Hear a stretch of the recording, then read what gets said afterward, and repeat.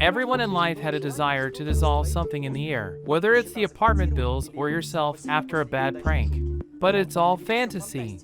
This doesn't happen in real life. You tell me. But what if the Americans still managed to do it? What if invisibility and teleportation really exist? Or is it all fairy tales? Today we will figure out together what is the Philadelphia experiment. Let's go! 1943, in the military port of Philadelphia, a secret experiment is being conducted on the American warship USS 173 Eldridge. The consequences were unpredictable. The ship with the entire crew was covered with a green fog and began to dissolve in the air until it completely disappeared. At the same moment, it appeared 300 kilometers from the parking lot. It happened one more time, and the ship returned to the place of the experiment. But the result was shocking. More than half of the crew simply grew into the ship, and only some parts of the body were visible. The rest of the crew lost their minds. The few survivors are still kept from prying eyes by the government. What we have: at least 3 films, 100 books, and an incredibly large number of sites and all sorts of rumors. But where exactly did it all start? The story begins more than 10 years after the experiment. There once was a man whose name was Morris Jessup. In 1955, he publishes a book called The Case for the UFO. Anyway, strange name, and I wouldn't be surprised if the first argument is, let's start with the fact that they exist. It's funny, but I was right. For some reason, no one buys this book. Fools! Don't want to know the truth. But after a while, for some reason, a man whose name is Carlos Miguel Allende writes to him and says that he has information on the main shit that is much worse than any flying saucer, and told the whole story of the Philadelphia experiment. Ta-da! Do you know, I generally like mysterious stories that begin with the stories of one person, but there is some proof here. Firstly, he really was a sailor in the US Navy. The ship was called Andrew Furisev. According to Carlos himself, he watched the disappearance of another ship directly from it. He fucked up, of course, but kept it under wraps so the feds wouldn't catch him by the balls and put him in a madhouse with other survivors. But the author of a non-best-selling book did not give a shit about the statement of some psycho. Strange things happen next. In the Office of Naval Research, suddenly comes the book of this Morris Jessup, scribbled with all sorts of multicolored pencils, as if a child was playing. It was inscribed with an incredible story about the Philadelphia experiment. Of course, the author of the book was immediately called to this office, and this is what it looked like. Hey, are you that book author? Yes, it's me. Do you know the person who painted your book? Yes, but I thought he was a total nut. This is not entirely true. We are the US military and did a top secret experiment, and everyone has grown into the hull of the ship in such complete horror. But you are a good person. I trust you, so I'll tell you everything. And now you can go. Unpunished. Ta-da! Morris immediately ran to all the papers and told everyone this incredible story, and it all spread like a virus. Of course, incredible experiments on humans. Of course the government denies everything. And well known, if it denies, then it's true. And if it does not deny, then it is also true. Tell me, did you conduct the Philadelphia experiment? No, I officially declared that this is all fiction, and there is a lot of evidence for this. It's just a fictional story. He knew too much. But the time has come to finally find out how it really happened. Writer Morris Jessup has spent his entire life selling parts. Started writing books about UFOs, but absolutely everyone did not care about them. Then the wife left, had an accident, told all his friends that he did not want to live, and stopped living by poisoning himself with exhaust gases in the car. But this is where the fun begins, because it was not just a suicide. He knew too much, the government killed him. Let a man die a failure. Why do you continue to procrastinate his story? This Carlos Allende actually turned out to be just a local fool who really was a sailor a long time ago. And his name is Carl Allen. He wrote his fables to all ufologists in a row. He even said that Einstein and Nikola Tesla personally talked to him about the secrets of mankind right next to this ship. Didn't you believe? Didn't believe? Only Tesla died before the ship was launched.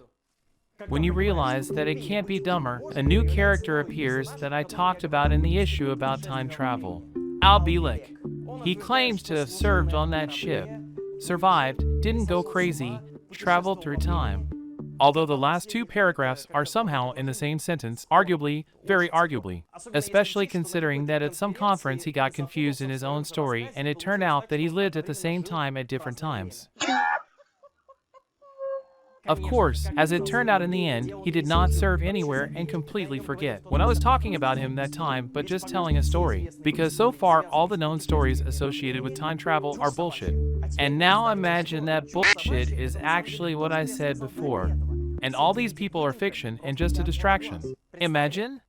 Forget it. Because the internet is full of information about this ship. All dates, all stops, ports, all commanders. Will not find all this, only lazy. For example, let's say the experiment was conducted on October 23rd in the military port of Philadelphia. But actually, from October 18th to November 1st, this particular ship was standing in New York. Anyway, this ship has a rather poor history. But the funniest thing is, it's never been to Philadelphia. Ta-da! So you can just take and crap the whole story just by finding the facts about the ship? Something is not fucking clean here. Let's try again. What if everyone is lying and the ship was actually in Philadelphia? This is how the military port of Philadelphia looks like. An experiment of special importance was allegedly carried out in it. Top secret. And this, for me personally, casts doubt on the whole story. Because here the ships disappear, the glow is green. To be honest, someone is playing golf across the street. Nothing surprising. I just happened to find out that next to the military harbor is Franklin Roosevelt Park. It has been a park since 1914, and the golf club was built in 1940. Across the road. As a result, in 1951 it was sold to Greece and became known as Lion. In 1999 it was completely dismantled. Question: how can you sell and disassemble something that participated in a secret experiment? There may still be people in the core. Hey, guy!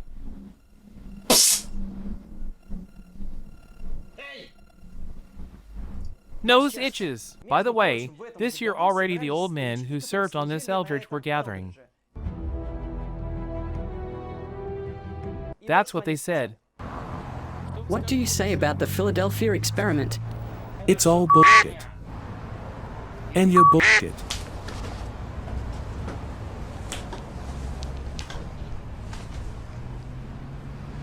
But in fact, I did not find confirmation of this hangout, but I found something similar. In 2005, Edward Tenpenny participated in the reunion of another ship, and he just served on Eldridge. So not everyone has gone crazy and is in a psychiatric hospital, although there is an opinion on the internet that the entire surviving team is biorobots.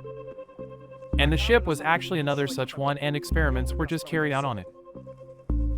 What could have been the basis of this crazy story? As always, real facts. The fact is that in 1939 such a thing was invented for ships, which is called degaussing, or demagnetization. In order not to blow up on a magnetic mine, just in those years there were experiments on demagnetization, so it was a secret. Of course, the entire crew wasn't on the ship, but stood nearby and observed that they already, as it were, denied the fact of growing into the ship's hull. But there could be rumors, because there are many merchant ships nearby, and people walk. Spare parts, car parts. See, new technologies. Now they will make us invisible.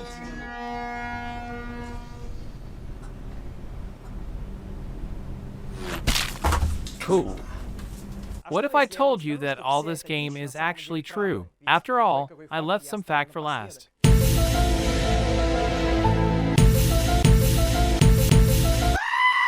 I personally don't understand how this story could become so popular, because it all started with a book called The Case for the UFO, which was written by the seller of spare parts. This is called a good PR. I don't understand this. I hope that in the near future a writer will appear who will write a book, The Case for the Revelations. I would like to believe, but it is difficult to write. By the way, thanks for watching. Be sure to subscribe, put likes, and share this video as much as possible so that others can see. Alright. Revealing dance.